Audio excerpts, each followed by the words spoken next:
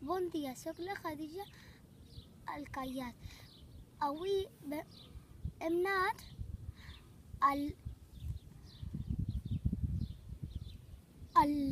al parc de les Olors i vam jugar en el bosc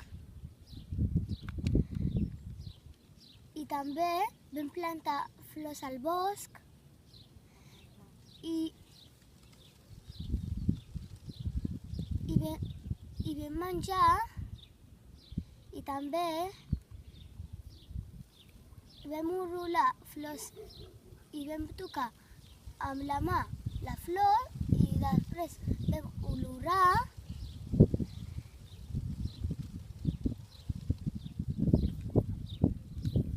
i s'hem passat molt bé.